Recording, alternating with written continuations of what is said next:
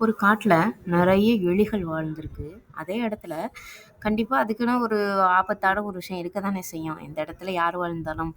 அந்த இடத்துல பூனையும் இருந்திருக்கு. பூனை வந்து நெறைய எலிகள வேட்டையாடிக்கிட்டே இருக்குமாம்.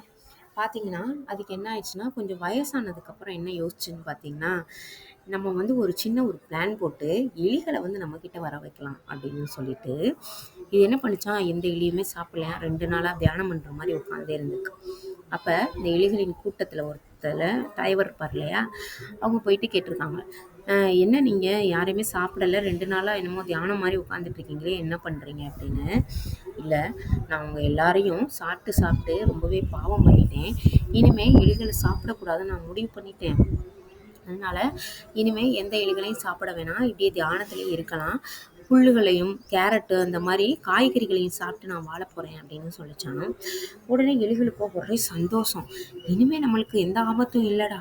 ஒரு நாள் ஓடி ஒளிய வேண்டிய அவசியமே இல்ல அப்படின்ற மாரி இருந்திருக்காங்க. அப்போ என்ன பண்ணியிருக்கேன், அந்த எப்படி சொல்றேன்னா, அவங்களுக்கு எதிர்காலத்தெல்லாம் சொல்லுவாங்க இல்லையா? அந்த மாரி சில விஷயங்கள்லாம் சொல்ல ஆரம்பிச்சிருக்கு.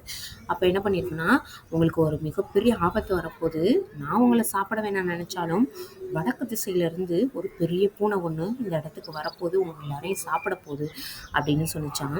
உடனே இந்த எலிகள்லாம், "ஐயய்யோ! இப்ப நாங்க என்னய்யா பண்றது? நாங்க வாழணுமே" அப்படின்னு சொல்லி கேட்கும்போது, "நான் வந்து ஒரு பூஜை ஒண்ணு பண்ண போறேன் ஒரு குகைக்குள்ள. அந்த பூஜைக்கு டெய்லி 2 பேர் வாங்க. வந்துட்டு அந்த பூஜையில வந்து கலந்துக்கோங்க. அப்பதான் ஒவ்வொரு ஆளுக்குமே ஒரு பாசிட்டிவ் எனர்ஜி கிடைக்கும். உங்க யாரையும் அந்த பூனை வந்து நெருங்க விடாம நான் பார்த்துக்கிறேன்" அப்படின்னு சொல்லியிருக்கு. சரின்னு அதே மாரி 2 பேரா போயிருக்காங்க. ஆனா, ஒரு 5, 6 நாள் போனதுக்கப்புறம் பார்த்தீங்கன்னா, மத்த எலிகளுக்கு கொஞ்சம் டவுட் வருது. போன யாரையுமே ரிட்டர்ன் காணோம். என்னதான் நடந்திருக்கும் அப்படின்னு சொல்லிட்டு கொஞ்சம் திருட்டுத்தனமா அந்த குகைக்குள்ள போய் பார்த்ததுக்கு அப்புறம் தான் தெரிஞ்சுச்சாம், அந்த எலிகள் எல்லாத்தையும் தின்னுட்டு அந்த எலும்புகள் மட்டும் தான் கடந்திருக்கு. அப்பதான் இந்த பூனையோட சூழ்ச்சி வந்து தெரிஞ்சிருக்கு. என்னதான் அடுத்தவங்களுக்கு சூழ்ச்சி பண்ண நினைச்சாலும் கண்டிப்பா ஏதாவது ஒரு சூழ்நிலையில மாட்டிக்க தானே செய்வாங்க. அதனால இந்த பூனை எல்லா எலிகளும் சேர்ந்து ஒரு மிகப்பெரிய விலங்கு கிட்ட மாட்டி குடுக்கலாம் அப்படின்னு சொல்லி முடிவு பண்ணி, நரிக்கிட்ட போயிட்டு தந்திரமா ஒரு விஷயம் கேட்டிருக்காங்க. அவங்க நரியும் ஒரு அழகான ஒரு பிளானையும் போட்டு குடுக்க, அதோட என்ன ஆயிடுச்சுன்னு பார்த்தீங்கன்னா, அந்த பூனைய பிடிக்கிறதுக்கு ஓநாய் வர்ற மாரி செஞ்சு, ஓநாய் வந்து அந்த பூனைய சாப்பிட்டுட்டு போயிருச்சாம்.